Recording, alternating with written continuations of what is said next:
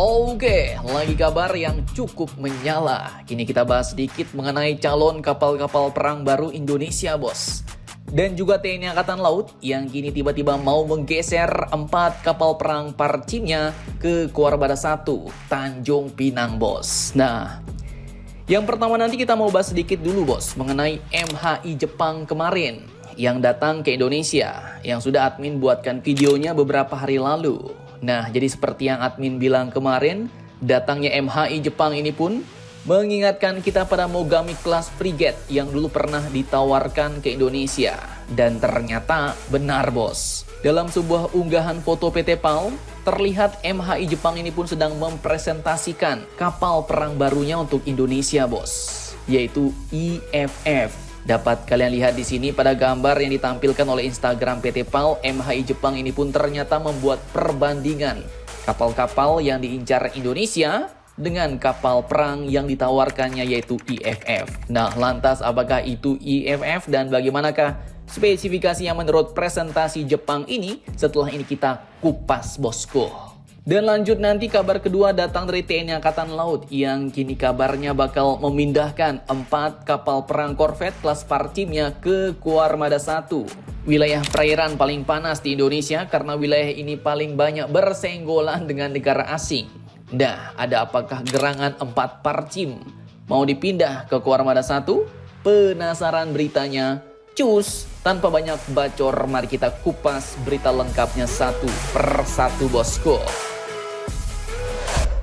Oke, jadi kabar pertama kita mau bahas MHI Jepang dulu nih, bos. Mitsubishi Heavy Industries yang merupakan sebuah galangan kapal perang Jepang yang membangun banyak armada-armada perang Jepang dan salah satunya yaitu frigate Mogami, bos. Dan delegasi MHI Jepang ini pun dipimpin langsung oleh petingginya yaitu Vice President Mr. Takamatsu Tsuyoshi. Dan memang tampak dalam salah satu gambar di ruang meeting, delegasi MHI Jepang ini pun sepertinya sedang mempresentasikan sesuatu kepada PT PAL. Dan jika kita lihat lebih dekat lagi, ternyata, bos, salah satu hal yang dipresentasikannya ini adalah terkait IFF Project Comparison. Dan IFF ini ya sudah jelas, dulu seperti yang dikutip dari situs Kementerian Pertahanan, mereka memang pernah menawarkan IFF yaitu Indonesian Future Frigate. Dan IFF ini pun merupakan kapal frigate canggih yang mengambil basic dari Mogami Class Jepang. Nah loh, jadi memang ya Jepang ini sepertinya nggak pernah menyerah, bos. Walaupun dulu penawaran kapal perangnya ini beberapa kali terlewatkan oleh saingan-saingannya, tapi mereka kini tetap datang lagi dan mau menawarkan lagi kepada Indonesia lewat PT PAL. Nah, dalam comparison atau perbandingannya itu pun, MHI ini pun membandingkan kapal perang besutannya yaitu IFF dengan 2 frigate terkenal lainnya yang juga sudah diboyong dan lagi diincar Indonesia, yaitu frigate tipe 31 dari Babcock Inggris dan Frame dari Fincantieri Italia. Nah, tipe 31 ini ya seperti yang kalian tahu itu adalah basic dari frigate merah putih kita, bos, yang sudah disempurnakan desainnya oleh PT PAL dan TNI Angkatan Laut. Sedangkan Frame ini adalah frigate yang lagi kita incar dari Fincantieri Italia. Lantas, bagaimanakah perbandingannya menurut presentasi MHI Jepang ini? Oke, dalam gambar yang maaf agak buram, tapi ini yang terbaik gambarnya, bos. Jadi IFF ini pun merupakan Indonesian Future Frigate, artinya frigate masa depan Indonesia. Dalam presentasinya MHI pun membandingkan spesifikasi dari 3 kapal perang tersebut. Dan terungkaplah di sini spesifikasi IFF yang ditawarkan Jepang ke Indonesia, di mana frigate ini nantinya akan berbobot penuh 6.200 ton. Kemudian panjangnya 142,3 meter, lebar 17,4 meter, draft airnya 4,8 meter, dan propulsionnya atau tenaga penggeraknya menggunakan codat, yaitu combined diesel and diesel. Jadi bahan bakarnya pakai solar, bos. Dan codat ini sendiri pun merupakan sistem propulsi kapal yang menggunakan 2 mesin diesel solar untuk menggerakkan poros baling-baling tunggal. Dan yang beda dari ketiga kapal ini cuman frame doang, bos. Kalau frame di sini tertulis menggunakan codlak, yaitu gabungan engine diesel listrik dan gas.